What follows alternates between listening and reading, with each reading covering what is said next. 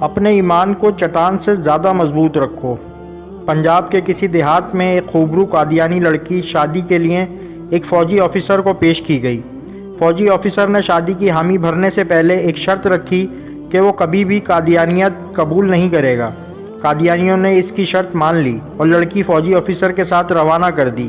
شادی کے بعد رشتے ناطے میں آنا جانا لگا رہا اور نرمی سے فوجی آفیسر کو مائل بھی کیا جاتا رہا۔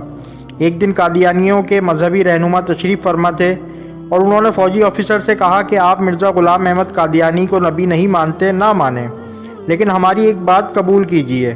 آپ استخارہ کریں کہ آیا نبی اکرم صلی اللہ علیہ وآلہ وسلم کے بعد کوئی نبی ہے یا نہیں، مرزا غلام احمد قادیانی سچا نبی ہے یا نہیں۔ فوجی کو زہر پلایا جا رہا تھا، مگر اسے پیتے ہوئے احساس تک نہیں ہوا کہ وہ زہر کا پیالہ چڑھا چکا ہے۔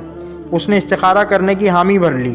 رات کو استخارہ کیا تو خواب میں نظر آیا کہ مرزا غلام احمد قادیانی نبی بنا ہوا ہے اور اس کے آس پاس لوگ جمع ہیں۔ صبح اٹھا تو اپنے کیے ہوئے استخارے کے مطابق قادیانیت پر ایمان لے آیا۔ محض خود ایمان لاتا تو اتنا مسئلہ نہیں تھا۔ اس نے باقاعدہ مرزے کی نبوت کی دعوت دینا شروع کر دی اور اپنے خاندان کو مرزا قادیانی کا امتی بنا ڈالا۔ سارے علماء بے بس تھے۔ جو عالم اسے دعوت دیتا تو وہ کہتا میں نے کسی قادیانی کی دعوت پہ مرزے کو نبی نہیں مانا، میں نے باقاعدہ استخارہ کیا ہے اور استخارے میں مجھے قادیانی بطور نبی دکھلایا گیا ہے۔ مجھے از خود خواب دیکھنے کا موقع ملا ہے۔ جب کوئی بھی عالم اسے دلیل سے مطمئن نہ کر سکا تو وہ تنگ آ کر علماء سے ملنا ہی چھوڑ گیا۔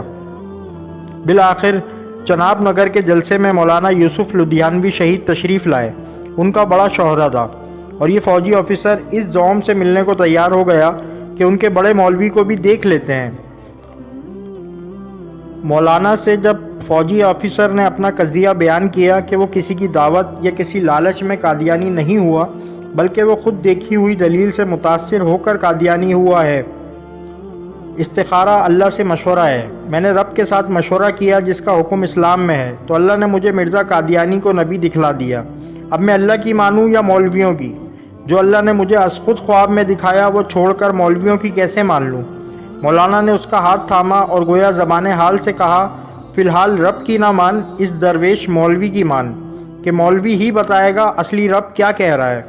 مولانا گویا ہوئے اور کہا جب تم نبی اکرم صلی اللہ علیہ وآلہ وسلم کی ذات میں شک سے گزرے تو مسلمان ہی نہیں رہے۔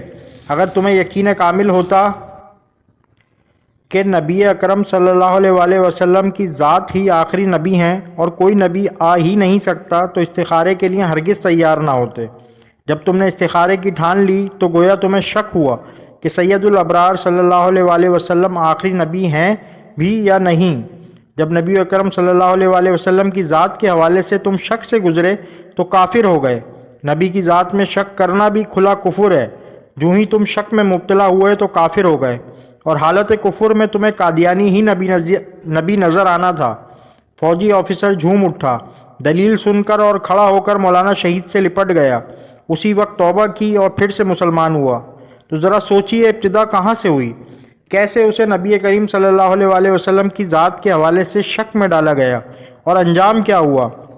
امام اعظم ابو حنیفہ نے یہی تو کہا تھا کہ بنا کسی دلیل کے ختم نبوت پہ ایمان لے آؤ، جو سوال کرے گا وہ کافر ہو جائے گا۔ سوال شک کی بنیاد پر کیا جاتا ہے اور نبی اکرم صلی اللہ علیہ وآلہ وسلم کی ذات میں شک کھلا کفر ہے۔ امید کرتے ہیں آپ کو یہ واقعہ پسند آیا ہوگا۔ ایسے مزید واقعات کو سننے کے لیے اب ہمارے چینل کو لائک کریں، سبسکرائب کریں اور کمنٹ کریں۔ شکریہ۔